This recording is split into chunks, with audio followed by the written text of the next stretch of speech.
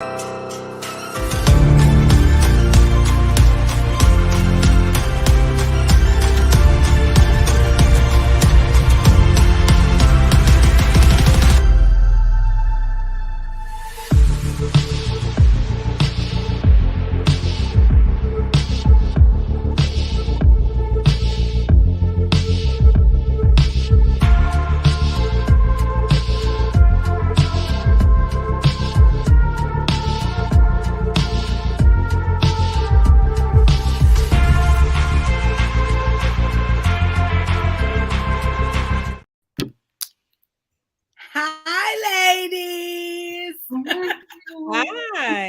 Oh, it's fancy now, y'all.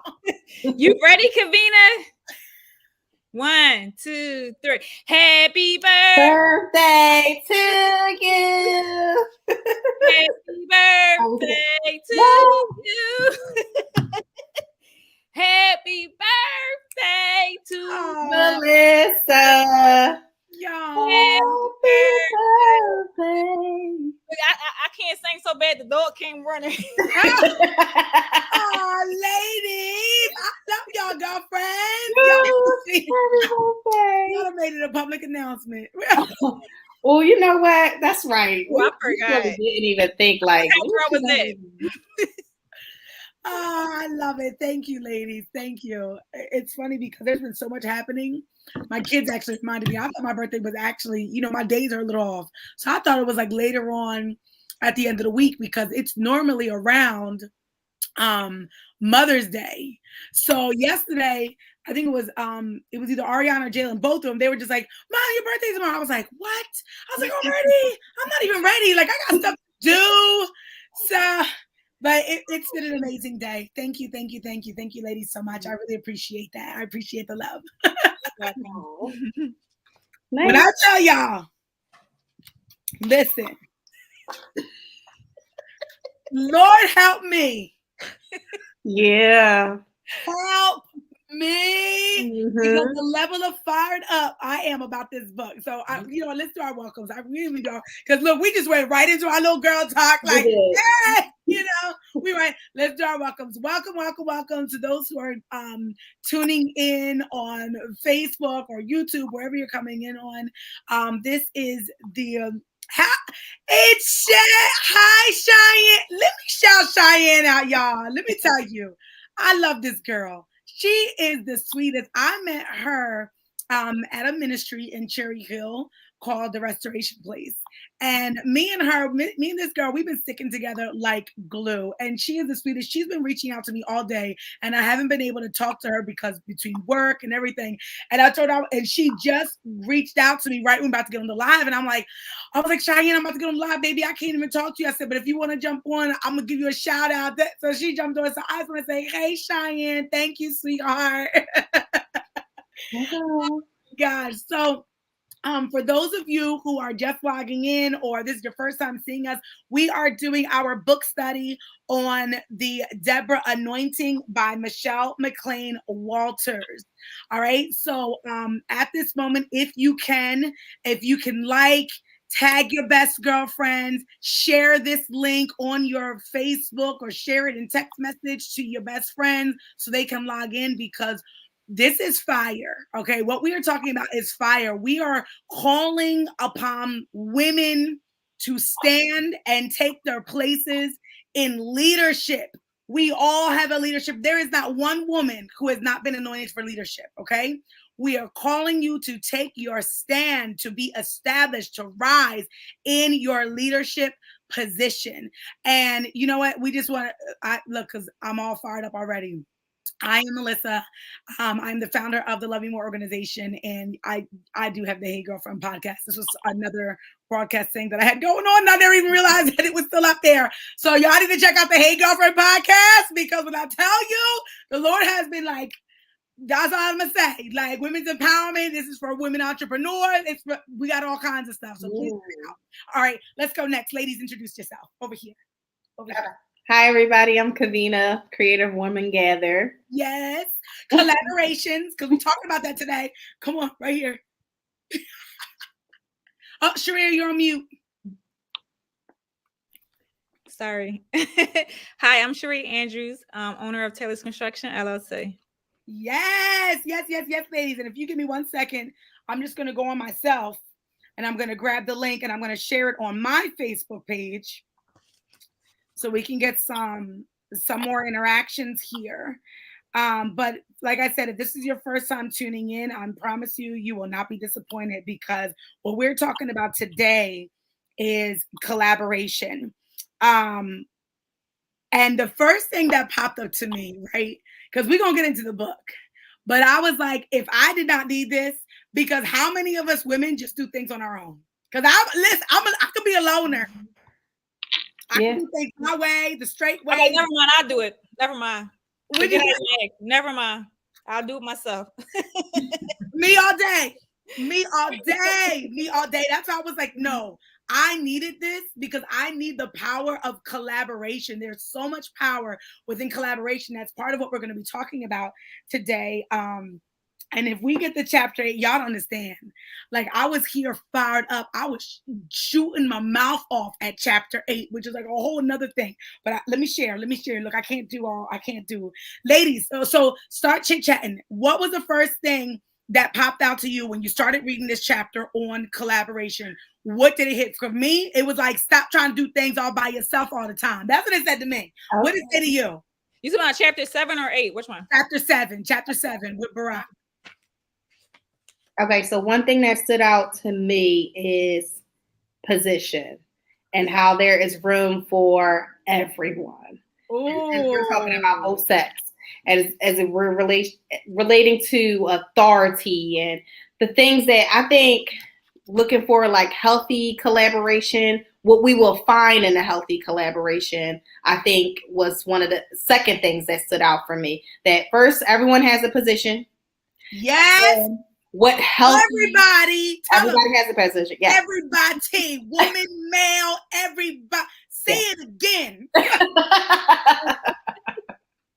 Everybody has position. And then secondly, that there is a healthy way to collab, but as a team. So those are two things that stuck out for me. Let's go. When I'm in a team moving forward, I'm looking for them characteristics. Yay. Mm-hmm. Okay. Mine was more, I'm not on that part yet. My focus was on deliverance. Okay. It was a section underlined was deliverance from the oppressor is the main issue. Because a lot of times people, well, I know for me, when the person is the one that's doing the hurt to you or doing something to you, you're looking at the person and not that it's the enemy. Mm-hmm. And then we begin to attack the person and not the enemy. So that's hard. Sometimes, listen, my eyes is physical. I see physical. Right. Attack, I see the physical individual attacking my being. Yes. So that's what stood out to me, because I got to remember that, like, it's not the people, it's the enemy. That's the spirit behind it. Yeah. Yes. Mm-hmm. Yes. That's very I was over here tagging my girlfriends. No, that was good for them to be able to tune it too. I was like, so listen. So I really want to start because I feel like we can't even dive in without first going into the verse that this chapter is about. So chapter 7 is about Deborah and Barack. Mm-hmm. And it starts off with scripture, which says, Barack said to her, if you will go with me, then I will go. But if you will not go with me, then I will not go. She said, I will indeed go with you. However, the way you are going will gain you no victory, for the Lord will deliver Sisera into the hand of a woman. Mm-hmm. Then Deborah got up and went with Barack to Kadesh. So the reason why I really wanted to read this as well is because we have to give a little bit of context of what's happening here. We're talking about how these, they're going off into war.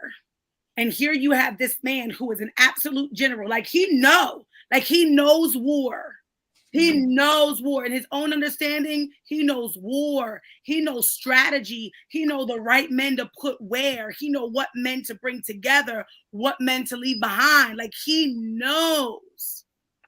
But in this part of war, he was like, I'm not going to war unless you come with us. But so my thing is, what does that say about who Deborah was?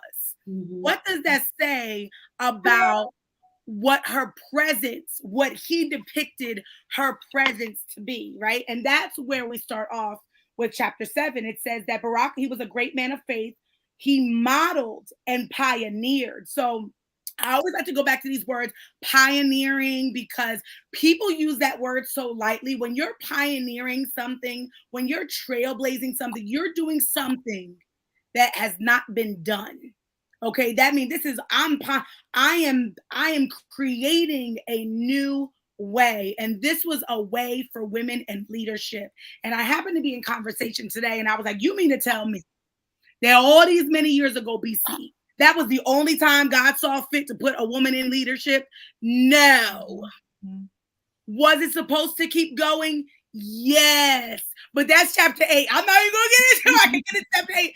Why ain't it happening? But that's chapter 8. We're not even gonna talk about that now. All I'm gonna say, right? Okay, so it said he made a way for other men to see what it's like to have a woman in position when it comes to leadership. Okay, it says that hi Lenora. It says that his actions are a classic study in the wisdom. That means this man used wisdom. In the wisdom of a man's acknowledgement of the potential power of a woman's contribution to a leadership team. They were a leadership team. It wasn't him by himself.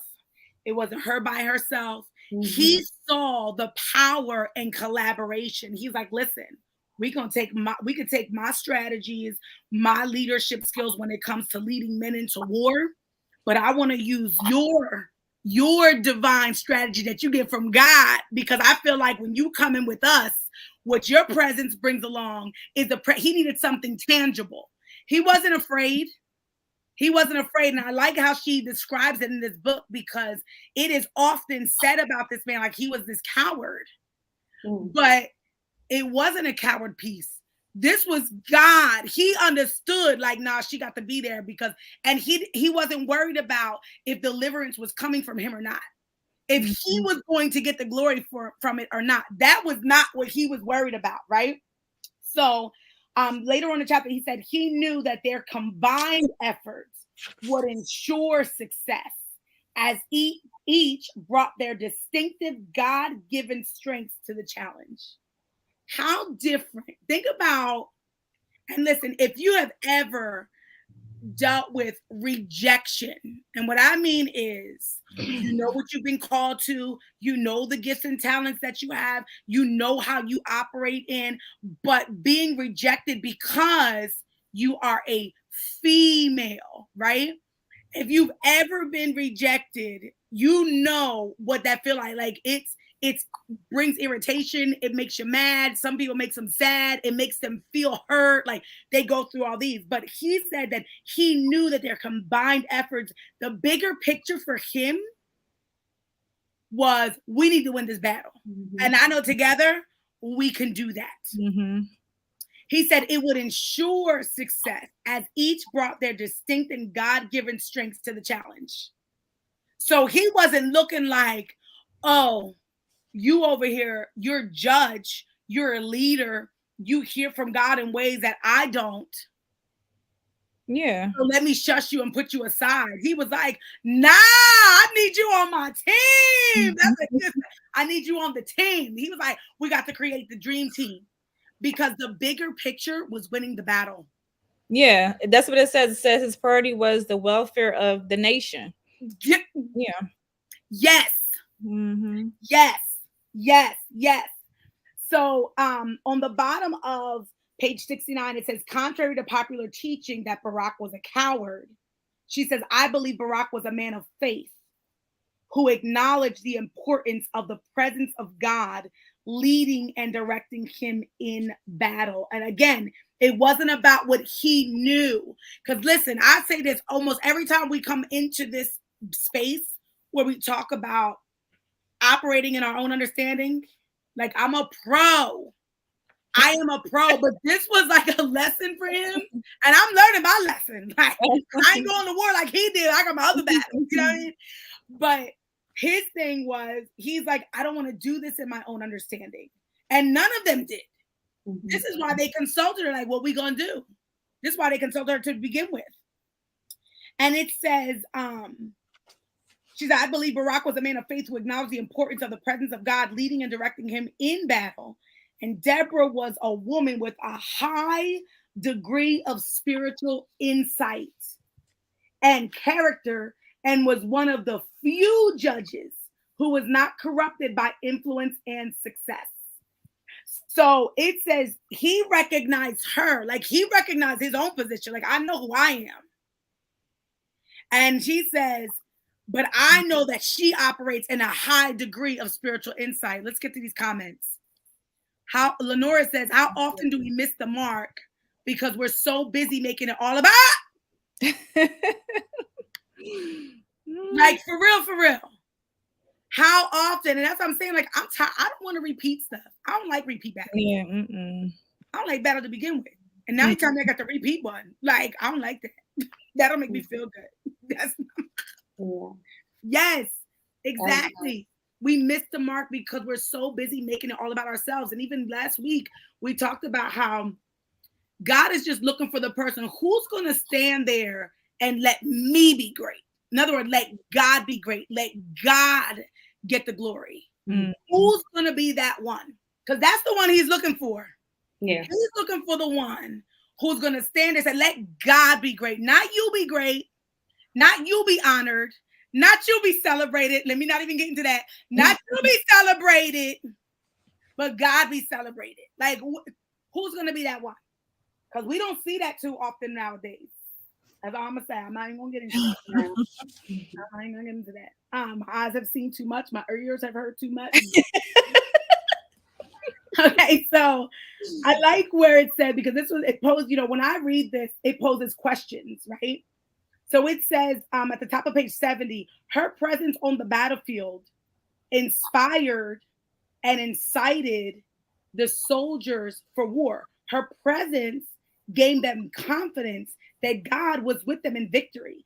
So my question was, what does your presence set off? Like, when you step on the scene and your presence comes into the room, into the building, onto the street, what is it giving? Like, what is it giving? Because hers was giving victory. Hers was giving inspiration, encouragement. Like, we got this, y'all. This gonna be like, it ain't even our battle. Like, watch what God do. It ain't even our battle. So when you step on the scene, what does your presence bring? Well, from what I've been told. Come on, girl. Leave that comment up there, because we're going to read Lenora's comment in 1 second. Leave that up there.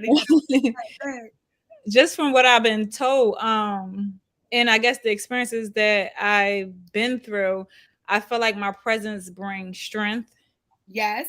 And, discernment and wisdom. Let's go. Because that's the thing. I feel like, what are we going to be known for? I don't want to be known for nothing else. Yeah. I don't want to be known for nothing else. Those are godly attributes.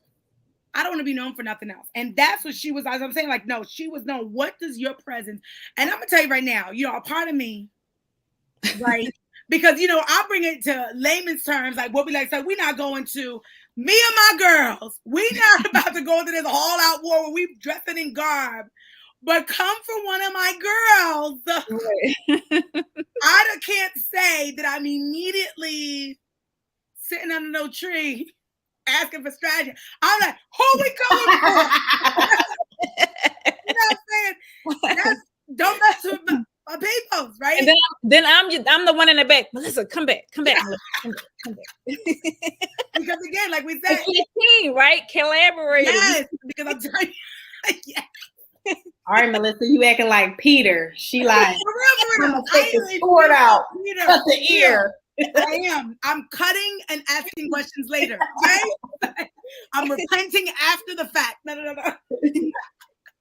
All right. So, but that's a question that we need to ask ourselves. Like, What does our presence bring to the scene? Okay.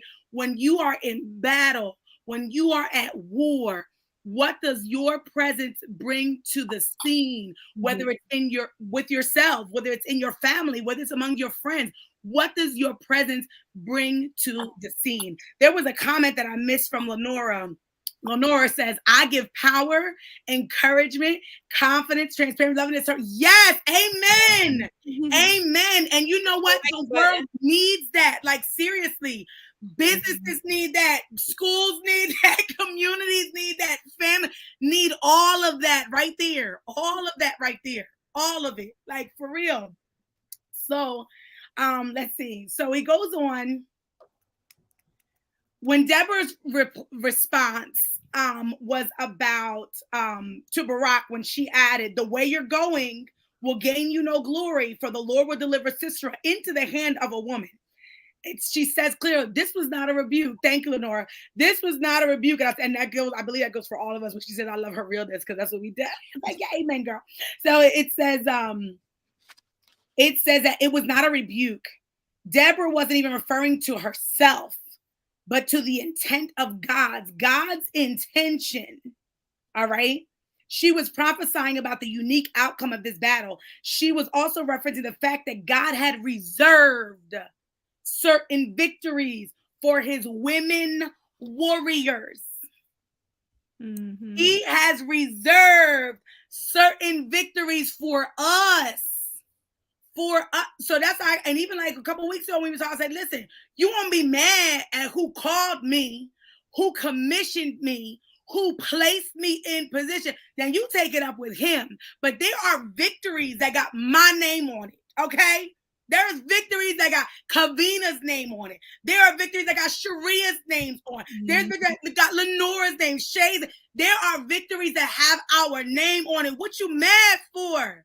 Why are you mad because we women? Go ahead, Kavina. Go. I don't hear nothing. No, I'm just agreeing. I'm like, period. With my name on it. Yes, with my name. Come on. Come on. So why you mad? Why you mad that he choosing women? Warriors. We not no lackadaisical nobody. He said women warriors. Yeah. That means I paid the price also to be here. We don't just get to step into battle. I've been trained for battle. So don't be trying to take my victory from me. Don't be trying. The stuff he got mine. Don't be sitting there saying it ain't mine. Don't be saying that. You better take it up with my maker. You better take it up with my maker. See, I get too fired up. You got you on fire tonight. Empowerment. I'm like, don't come for me and my girls, because I don't listen. I'm pushing women to the front. I am pushing. You are. Yeah. Listen, because that's what we're trying to do. And that's, I'm like, this you push me right to the front. Yes.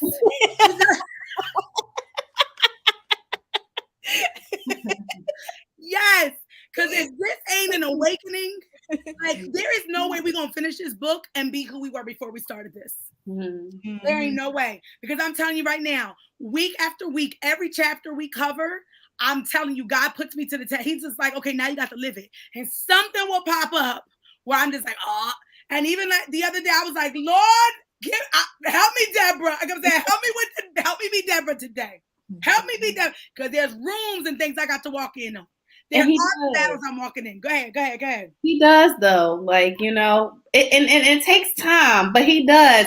And it's in the moments where you don't realize what's happening that you like, oh, he made me a little Deborah today. Yes. I got a little characteristic upgrade today. Yes. Yeah. And that's good. That's good. Okay, so let's see. So it talks about how Barak demonstrated honor for women in authority, and he was not afraid to share his success with her. And I highlighted that because I had to write down, he was secure enough in his manhood, okay? He was secure enough in his manhood to not be afraid to share this success story with her. Because at the end of the day, it wasn't even about her. It was about who was really getting the glory, which was God. Yeah. It was about who was really getting the glory, and it was God. And he understood that. So it says that he was also strategic and displayed the wisdom of God by having a woman anointed by God on his team. See, he wasn't talking about no old willy-nilly girl. He was like, I need the anointed one on my team. That's the one I'm going for. He knew that she was a woman warrior. He knew, like, no, you fit for battle. And I'm going to be even more fit for battle if you come with us. Like, that. He was like, I'm fit for battle too. But we're going to be even more fit for battle if you just come with us. So then, it goes down and talks about how they were great examples of the power of collaboration. Ladies, on the bottom of 70, is there anything? Because I know a lot of times when we come together, we be doing our little pre-show, and we be like, I highlighted this, I highlighted that, and we all highlighted the same thing. Anything about collaboration that stood out to you that you want to share?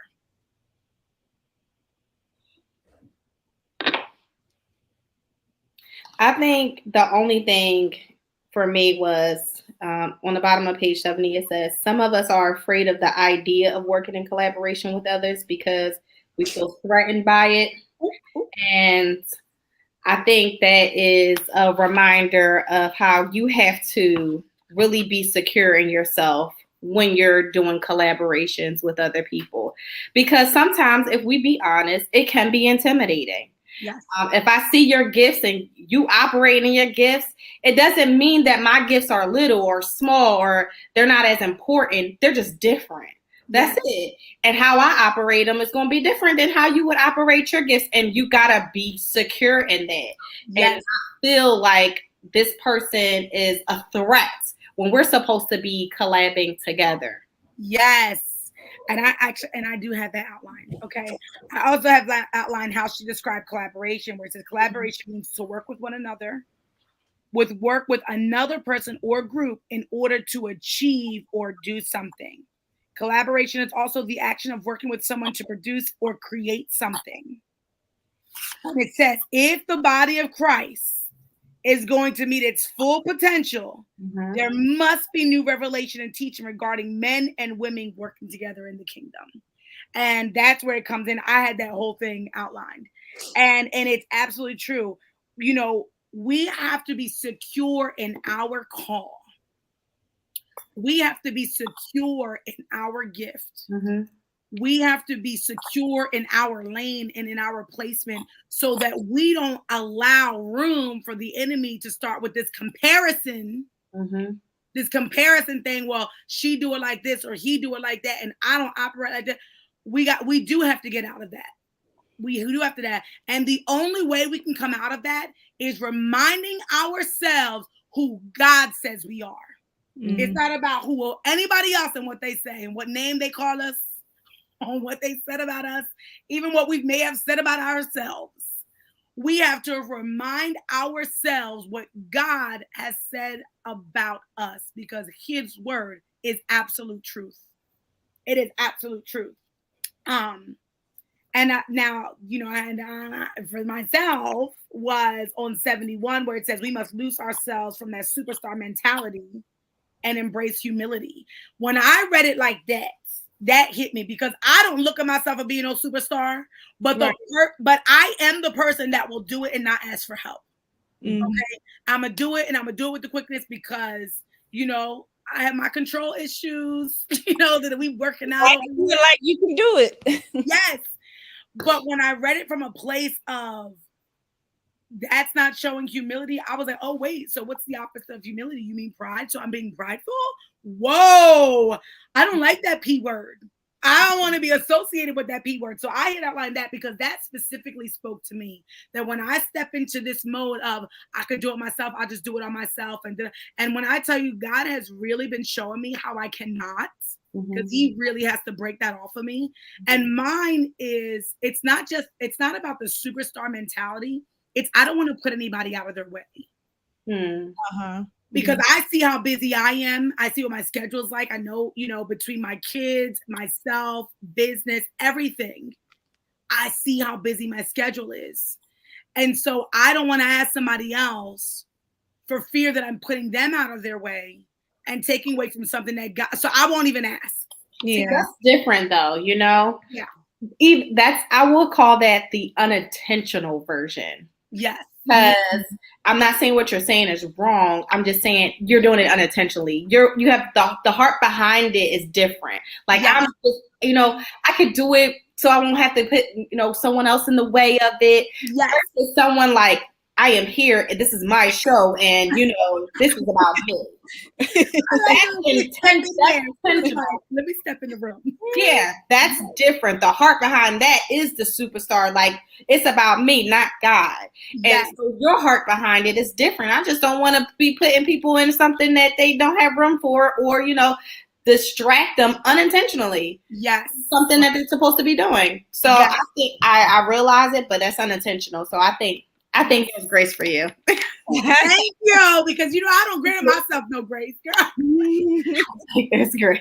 We have to do better with that. We have to grace ourselves. Yes, amen. I receive it because I know.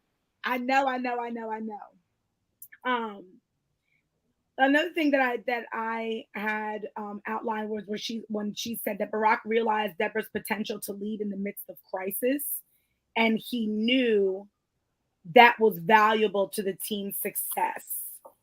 And that to me was such a level of activation because we are literally seeing crisis in our world. And I believe that there is a call that is happening to women to step on the scene of crisis, whether it's as great as something that hits the news or is being hidden from the news. We already know a lot of stuff is hidden from the news, you know, like, but whatever the greatness is of the crisis, that he has anointed women to step into position where there is crisis.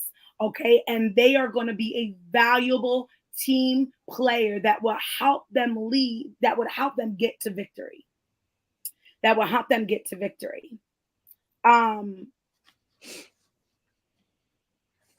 Another area that I had was, again, you know, this woman was known for. It says they knew her to be a wise woman who had a connection to God. And again, which had me pose the question, what are you known for? Are you known for being wise? You know, like, what are you known for? When something goes down, is somebody calling you, or they're like, don't call someone, so you know, she's gonna be here, it's gonna be popping off here. You know what I'm saying? Like, what are you known for? She was known to be wise, a wise woman who was connected to God. So if something went down, they wanted her on the team. If something went down, they were going to her for counsel. Okay, they were going to her to seek some kind of answers. They were going to her to seek help. So what are we known for? Are we the ones people coming to for help? Or are we the one who's like, don't call so-and-so? You already know. Don't call so. Don't put her on your list. Don't put her on your list. All right. Anything else in the collaboration part?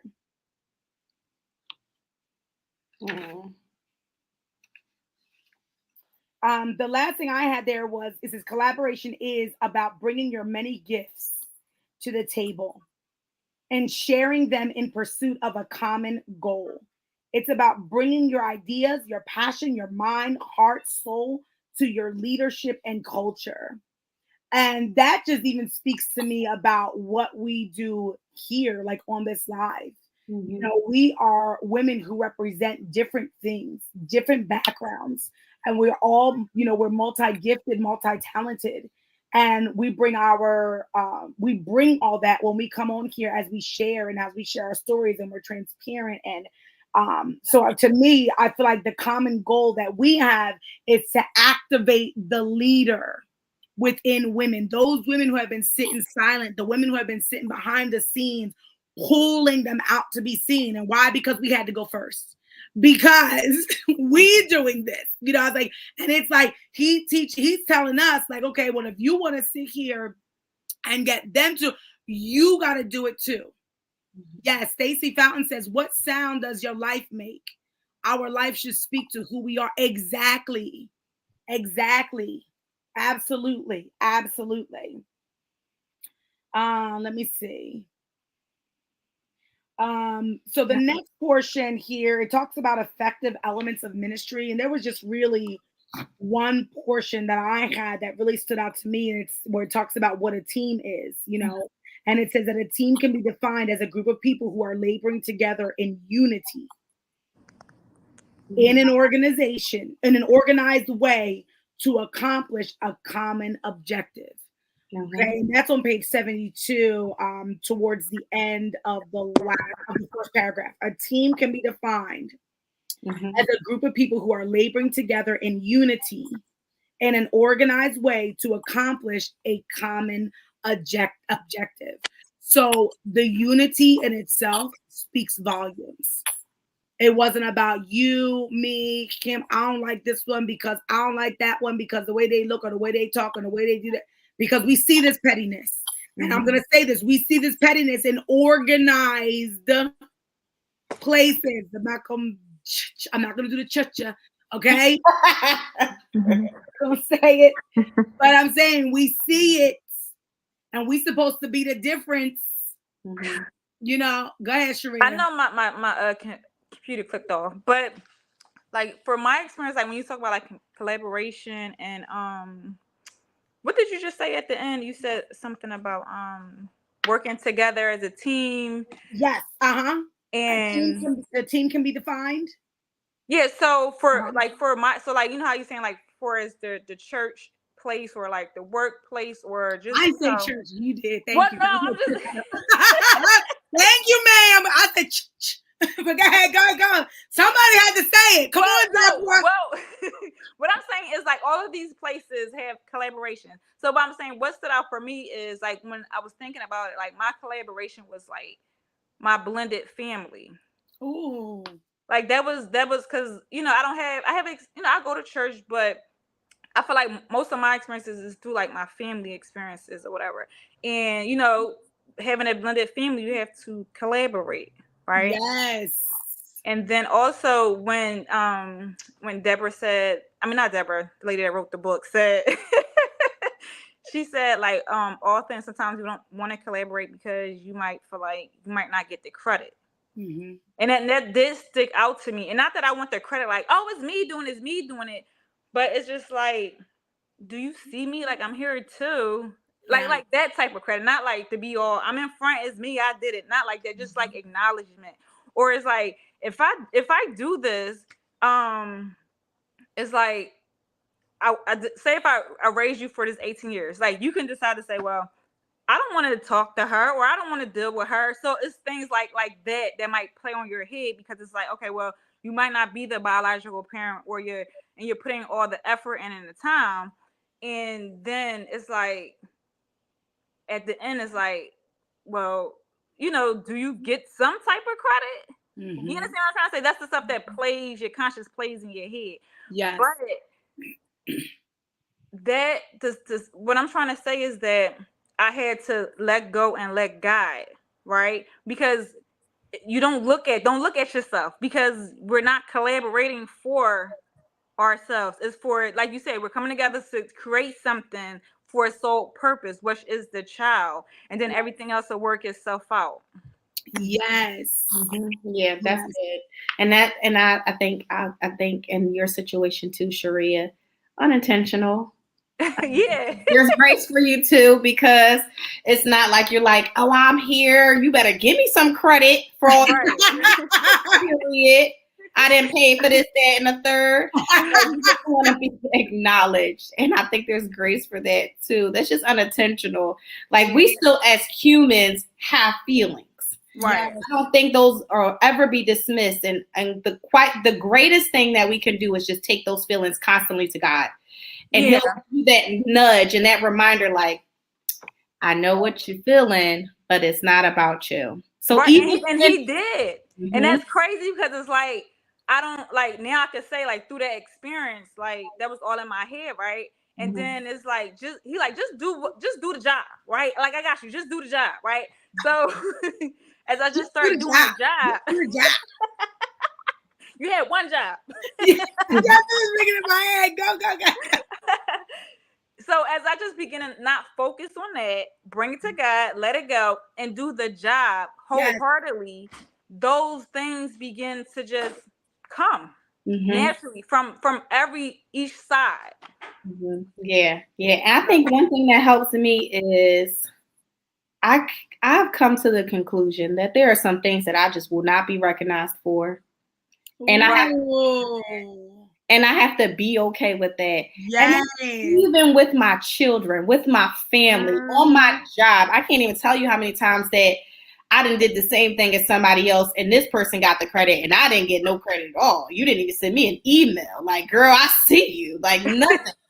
So I have to be okay with like, and as it relates to if we travel over to the spiritual side, I have to see it that way. As I will not get credit for some things if I get credit at all, but that's okay. My time doesn't come when I'm here.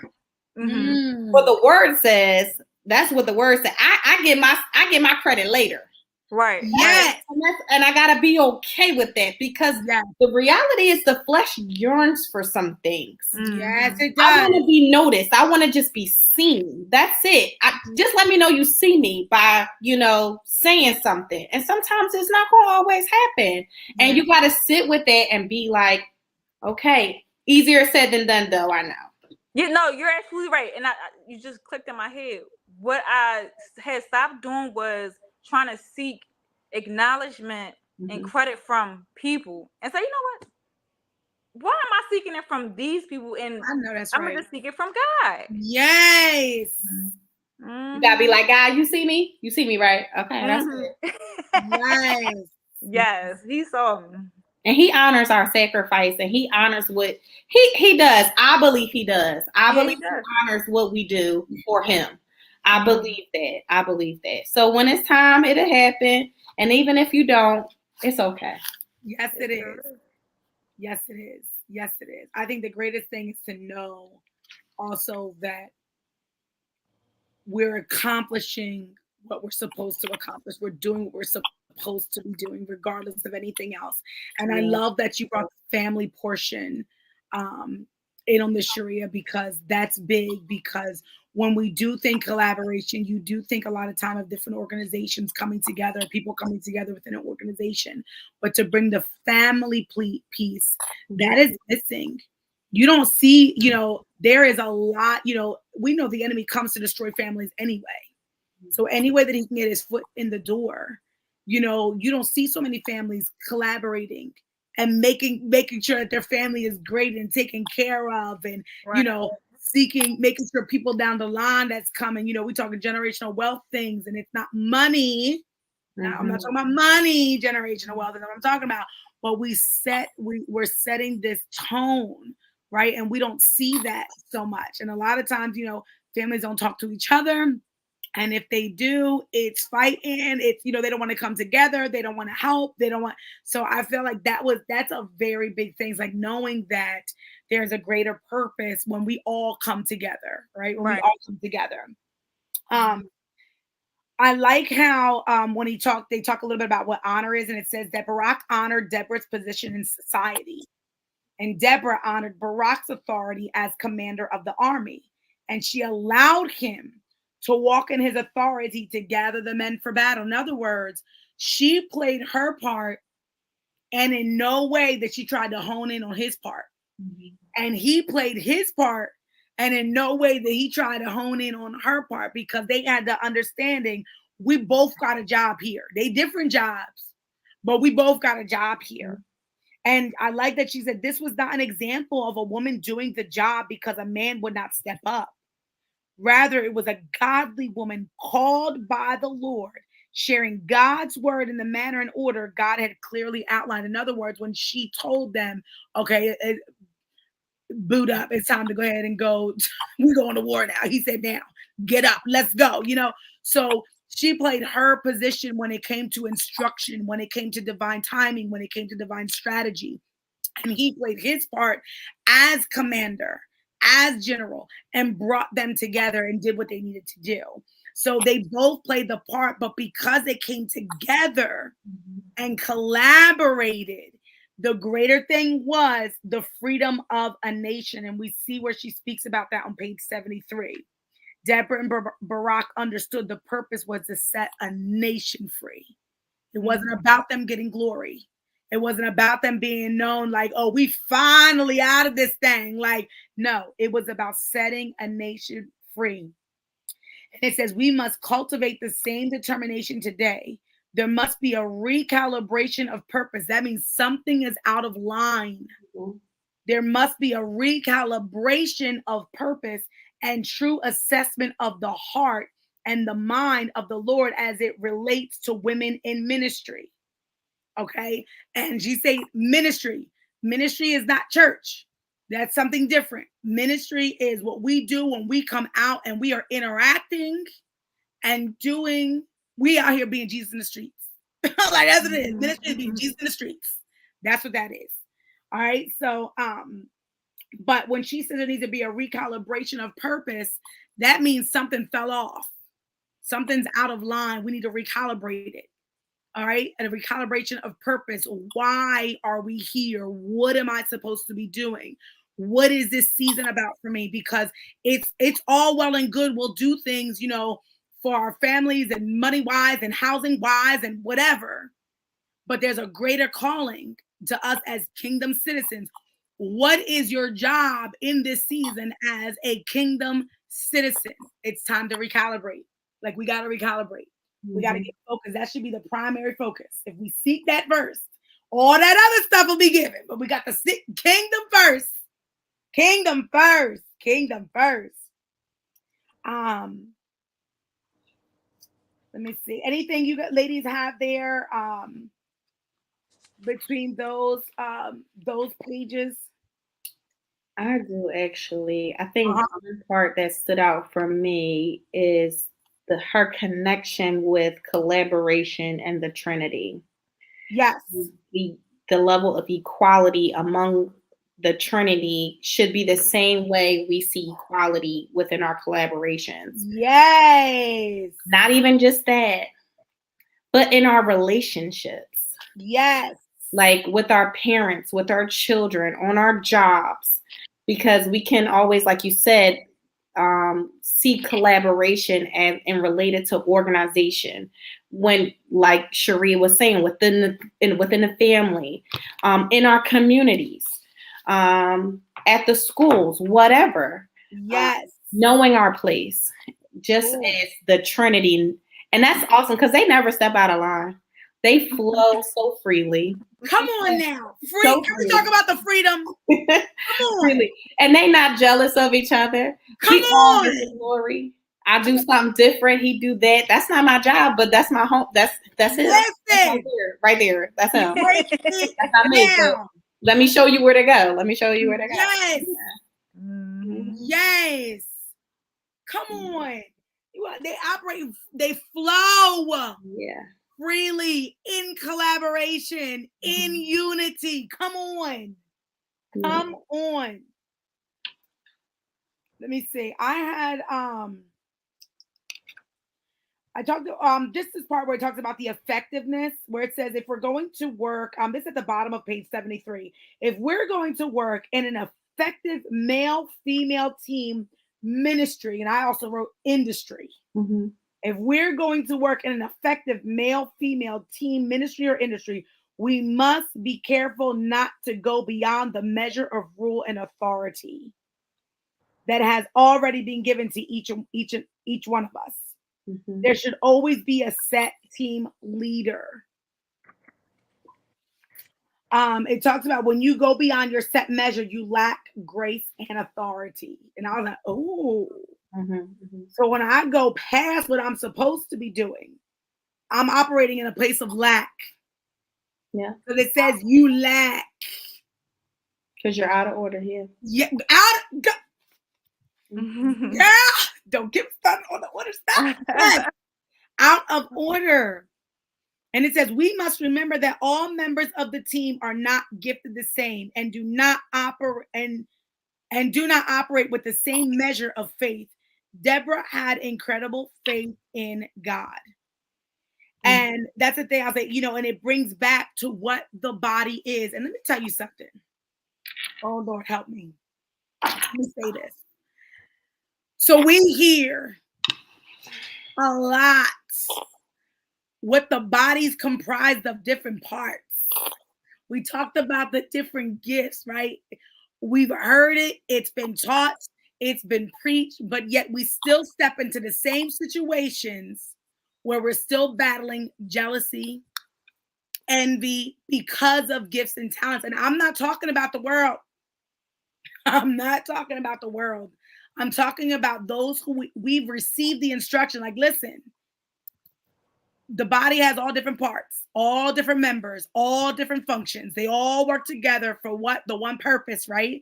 We hear it all the time, but yet, why are we still hating on each other? Why? Like, why are we still hating on each other? Why are we hating? Why is there such a, I don't like that this person operates in this gift or that gift, whatever it is. Why? Where is it's insecurity. You are showing your roots. You are rooted in insecurity. You're not, it's insecure. You're insecure. And this, when I read that, I'm like, we talk about it all the time, but we see the same scenarios happening in the same organizations. These places, these buildings that we say, are God's houses. This is God's house. This is where the presence of the Lord is. This is where you come and do this, that, the other. But yet we see things in there that are not representative of who God is or who his character is. So when she's sitting here talking about how we have to remember that all members of the team, they are not gifted the same, that is okay. And they don't operate with the same measure of faith. That is okay. We don't need to be putting anybody down. And if somebody is operating in a higher measure of faith, why are we hating? Get our faith up. Like, when I tell you, there are moves that God has instructed me. Like, he has shown me I am a dreamer.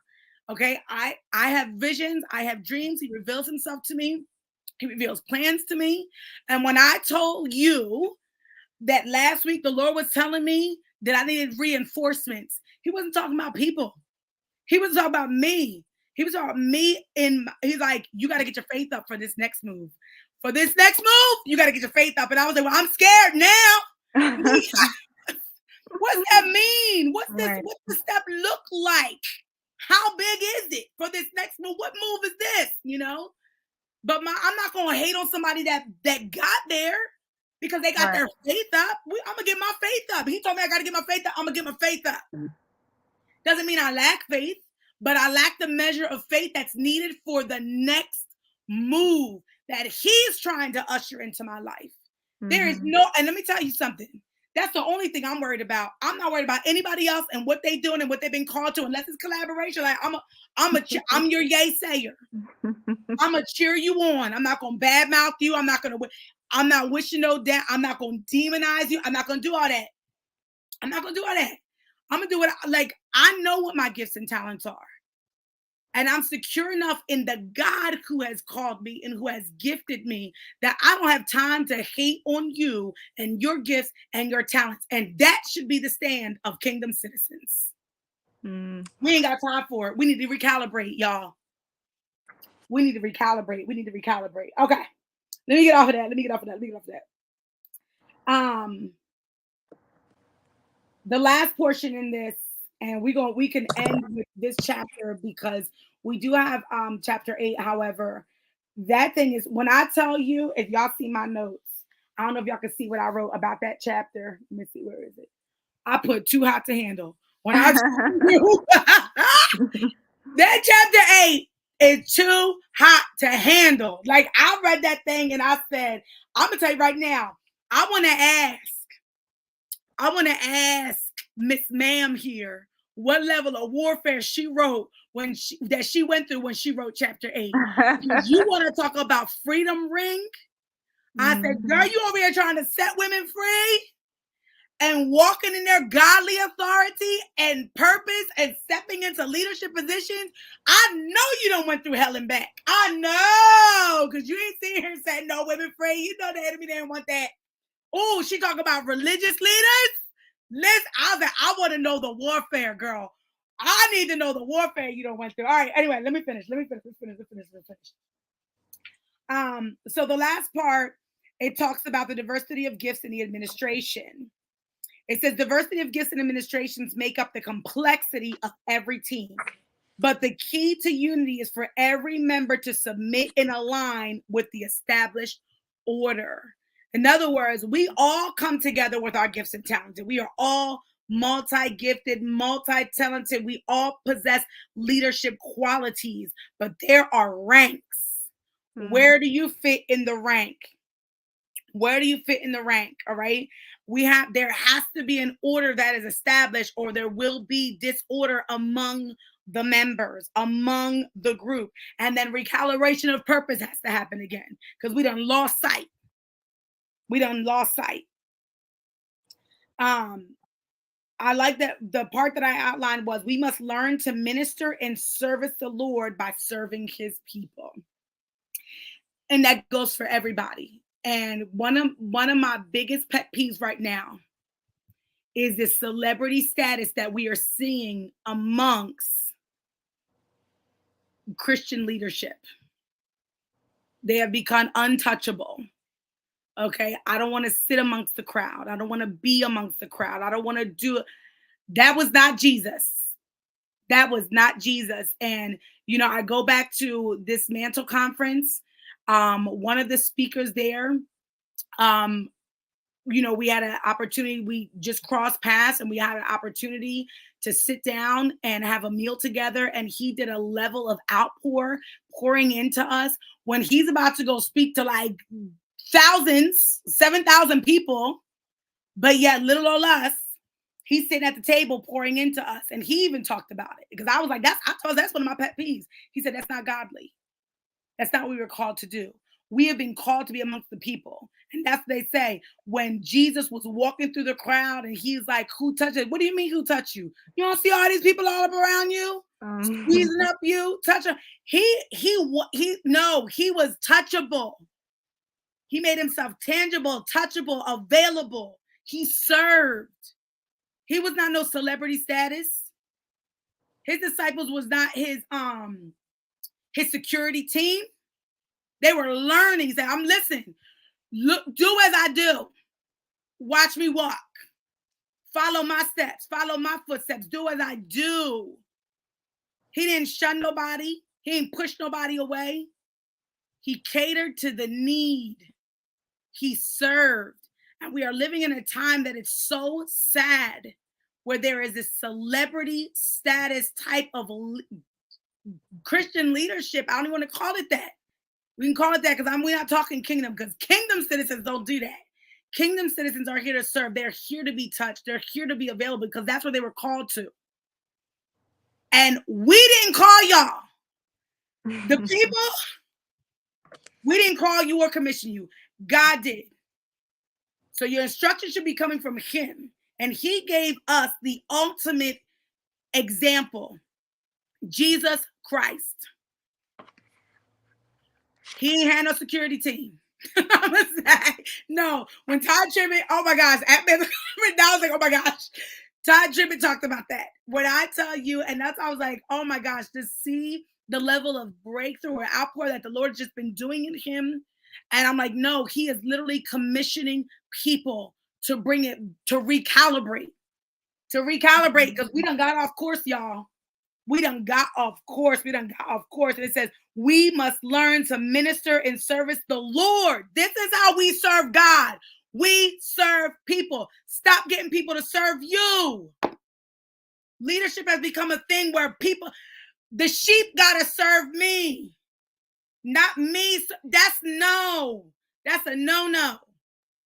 is a no. Okay. Hot and bothered. I need you to cut me off. I need you to chime in, girl. Cut me off, because you got so fired up because you talking like this. This is my daddy's business. Okay, this is my daddy's business. You don't play with my daddy. Like, don't mess with my daddy. Don't play with my daddy. I get hype. I don't like that. I'm like, no, don't you misrepresent my father. Don't you do it. Don't you? Go ahead. I need you to cut me off. He said he got it. He said he got it from here, Melissa. Yes, because I'm telling you right now, and it says the body of Christ requires a balance of male and female leadership to remain whole and healthy. That means if we do not have a balanced leadership of male and female, the body is sick, it's unhealthy, it's unbalanced. We walking with a limp, y'all. We walking with a limp, and this is not so. This is to say to male and female alike, because there's some of us females, and listen, I'm not gonna sit here and say I wasn't one of them, and I'm still like, sometimes he got to push me hard. Like, Lord, he got to push me, because sometimes we don't want to step on the scene. We don't want to enter into that leadership, and then we have males who are teaching that we weren't called to this. So you mean to tell me Miss Deborah back in ancient years BC was the only one God called to leadership? She was going to be the only one? No. He was establishing leadership among, and she wasn't even the only one. There's more before her. Mm-hmm. He was establishing women and leadership, and we have come in with erroneous teaching because we want to read, oh God, we want to read, I'm saying that we're going to get off of this thing. We want to read King James and just go by King James. Show me the scrolls. That's what I don't want to hear it. I don't want to hear it. Ever since the Lord opened me up, like, no, study the real word. Let's get back to the scrolls. Let's get back to the Hebrew version. When he started teaching me that, and I started seeing the difference and how it was switched and how it's been changed, now we all living up in bondage? No. We got to be true. We got to be true to the call that is on our life. And the fact of the matter is, God called men and women alike into leadership positions. If you don't like it, take it up with my daddy, because that's what he said. Period. We gonna stay here and let God be great. And you're gonna have to accept it, because you're not greater than God. You're not bigger than my daddy. You're gonna have to accept it. And that's men and women alike. For us women who don't want to step on the scene, and for those men who are teaching that nope, women don't step on the lies. Get back to the word. Show me the scrolls. Show me the scrolls. That's all I'm gonna say. So anyway, listen, and we close it out. Collaboration, y'all. Collaboration. There is power in collaboration. They saw the bigger picture. It wasn't about, he wasn't looking at her like, this woman received the word from God about how I'm supposed to go in the battle. Yes, she did. Yes, she did. And you know what? And she looked, and he didn't even, that wasn't his reaction, but that's the reaction we have today. Mm-hmm. His reaction, he was learn from Barack, y'all. Take a page out of Barack's book, because he pioneered that. He let her be. He's like, I'm gonna let you stand there and let God be great through you, and I'm gonna stand here and let God be great through me. And then next week when we come back, we're gonna talk about the other woman God used, because he was like, if you ain't heard it yet, if you ain't get it yet, how I'm lifting up these women in position. Let me put the second part to this story, because she wasn't the only woman that he used in this story. In this story. So, all right, listen. Okay, we got to go. We got to go. I love y'all. Thank you so much for tuning in. For those who are going to be watching us on the replay, thank you for tuning in. Whatever it is that you get, share this with your girlfriends, because this is a call to women to stand. It is time for us to rise, to stand, and be established. This is the appointed time. This is the appointed time. We come together, we pray, and we always pray. I'm like, Lord, send this broadcast to the woman that needs to hear it. Send it to the woman that needs to hear it, because there are women who need to hear this. They need yaysayers. They need reinforcement, and we give reinforcements, because we ain't sitting in the background either, y'all. We ain't sitting in the background either. So thank you for tuning in. Tune in next week as we go into chapter 8. I'm not even going to get fired up about it. We'll see y'all next week. Thank y'all for tuning in. We love y'all. Bye. Bye.